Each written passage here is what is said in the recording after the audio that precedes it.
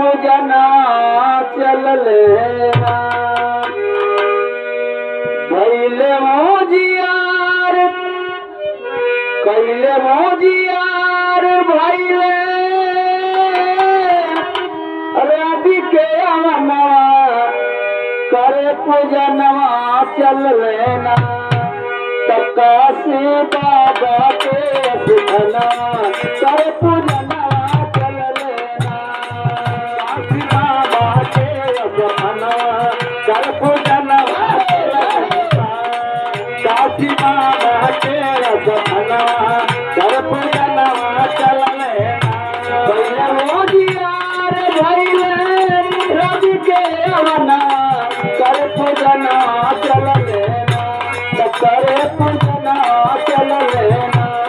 काशी बाबा के सुधना करे पूजना चल लेना काशी बाबा करे पूजना चल लेना काशी बाबा के सुधना करे पूजना चल लेना पहले उजियार पहले रवि के बना रवि माने सूरज सूरज उगते बाबा संत शिरोमणि रविदास जी महाराज चल जाना अपने कुटिया छोड़ के काशी विश्वनाथ के मंदिर में बाबा की पूजा करे खातिर पावन धाम रविदास की बाबरिया पावन धाम रविदास की बाबरिया पावन धाम जन्म लेके माए करले जन्म लेके माए करले आचार्या गंगा जी के लहर में लहरे पर नावा करे पूजनवा चल लेना करे पूजनवा चल लेना बाबा काशी के सुधना करे पूजनवा चल लेना काशी बाबा सुधना करे पूजनवा चल लेना काशी बाबा के सुधना करे पूजनवा चल लेना प्रतिदिन का काम रहल बाबा रविदास जी महाराज के प्रतिदिन हमें बाबा विश्वनाथ के पूजा करके फिर वापस जाए। एक दिन के एगो घटना घटल और उसके बाद घटना घटल काशी नगरी में। कौन घटना? काशी कसे कपारे चला सारिया काशी कसे कपारे चला सारिया काशी कसे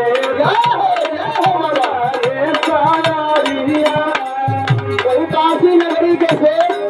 अपने पूरा परिवार के लेके शाम के चलना नौका विहार करे। और आप लोग ये गए नहीं देखले हैं बनारस बहुत दूर ना बा 100 किलोमीटर। यही बनारस के नगरी में सेठ जी एकदम शाम के पूरा परिवार के लेके एगो अपने बहू के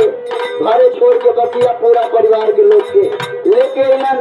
और नाव पर बैठा के और नौका विहार करे खातिर के लेके चल देवन। लेकिन अचानक घटना घटल दिन में भैया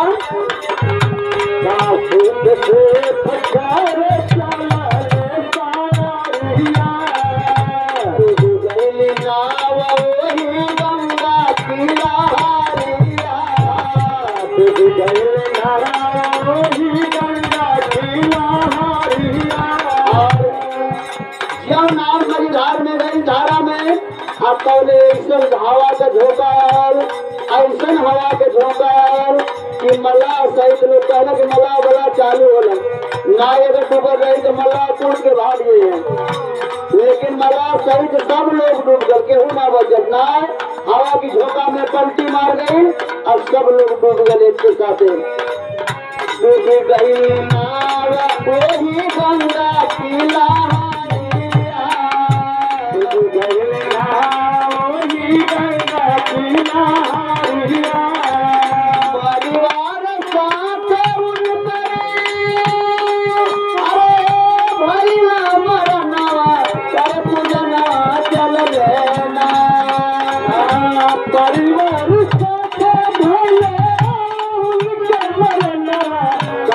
पूजनवा चल लेना परिवार साथे उनकरे भइला मरनवा कर पूजनवा चल लेना काशी बाबा के अभिनवा कर पूजनवा चल लेना काशी बाबा के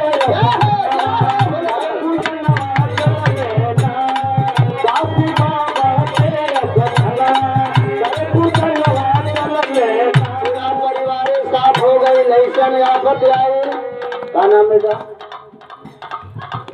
आ रहे देखें ये सभी गुरुवानों की तरफ से और ये दान स्वरूप आशीर्वाद आया है आप गुरुवान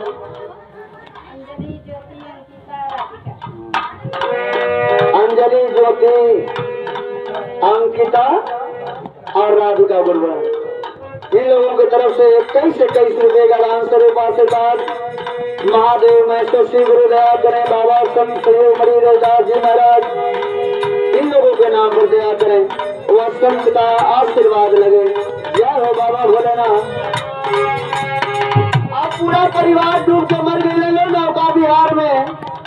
एगो घरे डाली जीवन सेठ जी के बहू असापत रही कुछ दिन के बाद लड़का पैदा भइल बड़ा होनहार लड़का 5 साल के भइल तब फिर घरों वो घटना घट गई भगवान के अब घरों ना देखल गई तब का भइल हाय रे विधाता कैसन आई लिया फसिया विधाता कैसन आई लिया फसिया विधाता कैसन आई लिया फसिया बहु कधरा रहले पाले के मारे कधरा रहनी पाले भी पातिया गोदिया में लेके रोए गोदिया में लेके रोए नवा कर पूजनवा चलनी गोदिया में लेके रोए कर पूजनवा चल लेना माता जी की तरफ से 21 रुपए का दान स्वरूप आशीर्वाद प्रदान हुआ बाबा भोलेनाथ संत शिरोमणि रविदास जी महाराज पूरे परिवार के ऊपर दया करें सबका कल्याण हो पूरे परिवार का कल्याण हो जय श्री गुरु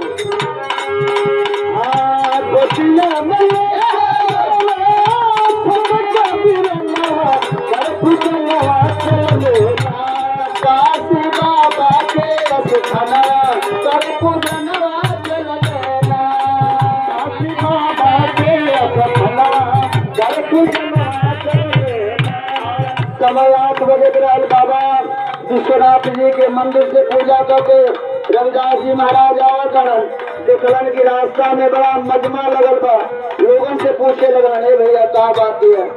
लोग बताना कि अरे बाबा गजब गिर गए कुछ दिन पहले ये परिवार के सभी लोग नौका बिहार में डूब के मर गई एगो बहू डाली उनका एक लड़का 5 साल के भइल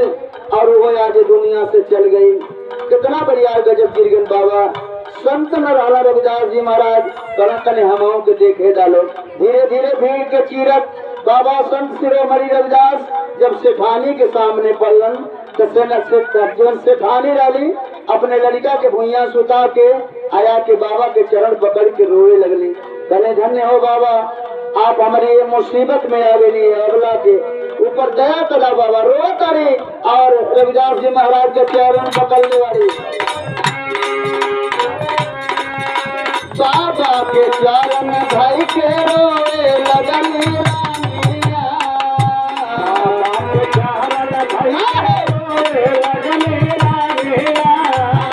बाबा के चरण भाई के रोए लगली रानिया बाबा के चरण भाई के रोए लगली रानिया पकड़ के उस पानी रोए लगली बाबा के दया आ गई बाबा कमंडल में से पानी निकलन कैलन का काहे के कमंडल से पिया दिहला पानिया काहे के कमंडल से पिया दिहला और समंदर से पानी निकाल के कुछ मंत्र पढ़ के बाबा संत शिरोमणि रविदास जी महाराज और ले आके वो लड़का के मुंह में वो जल गिरा देलन। आ जल गिरते गिरते आकाश में ऐसा करिश्मा भइल, ऐसा करिश्मा भइल का भइल माई माई कहत बोली माई माई कहत खोली करे पूजना चल लेना करे पूजना चल लेना काशी बाबा के भगवाना करे पूजना चल लेना काशी बाबा के पूजना चल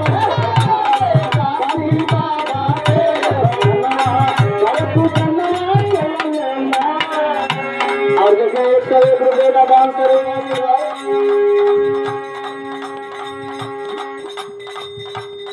आप देखें फूलमती गुरबाना की बड़ी बहू आपके कदमों द्वारा इस भजन पर रविदास जी महाराज के भजन पर 101 रुपये का दान करने का आशीर्वाद आया है। बाबा हर ललसा मनसा पूरी करें, हर मोड़ पे सफलता मिले, जीवन मन में बात के बाबा बढ़िया जो सोच के पूरा करें और बाबा परिवार को आगे ले जाएं। माई माई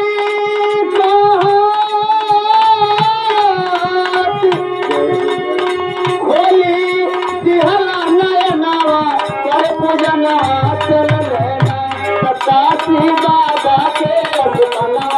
करे पूजना चल लेना काशी बाबा के अपना करे पूजना चल लेना काशी बाबा के अपना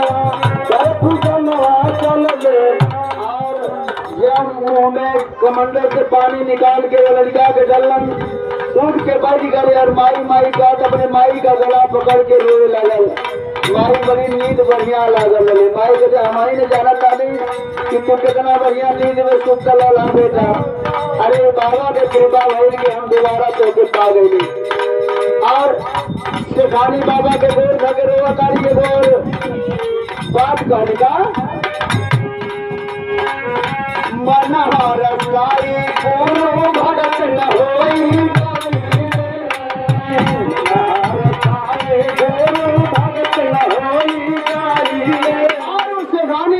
काली बाबा अब जीवन में हमारे कुछ है ना, बड़ा धन है, हम चाहते हैं कि हमें आपे के गुरु बना लें। और शेखानी रविदास जी महाराज के गुरु मान ले ली और गुरु मान के उनके चरण के स्पर्श करके अब अपने जीवन में उतार ले ली। भाई का मनहार साई गुरु भगत न होई भगतन के खातिर आपन पास खोला वाले बाबा बड़ा धन हमारे लगे, हम क्या करी। बाबा कहना कि क्या करबो, तेरे पास धन है वो काम करा के वो ट्रस्ट खोलवा दा, अनाउंसमेंट करवा दा काशी नगरी में कि सुबह शाम जो भी भूखा दुखा होके आके ट्रस्ट में भोजन करी, निःशुल्क भोजन करी और भंडारा चालू करवा देने। काशी नगरी में पूरा शोर मच गया कि शेखानी ट्रस्ट खुलवा के और भक्तन के गरीब दुखियन के असहाय लोगन के बाबा भोजन करावतन और उनके भक्ति ने के बारे उस शेखानी भोजन करावतन। मनहार साई गुरु भगत न होई मनहार साई गुरु भगत न होई भगतन के खातिर अपन प्राप्त खोलवा वाली भगतन के खातिर अपन प्राप्त खोलवा वाली सराम अलबी सराम अलबी भैया हरियर जमना कर पूजना चल लेना सराम अलबी भैया हरियर जमना कर पूजना चल लेना सराम अलबी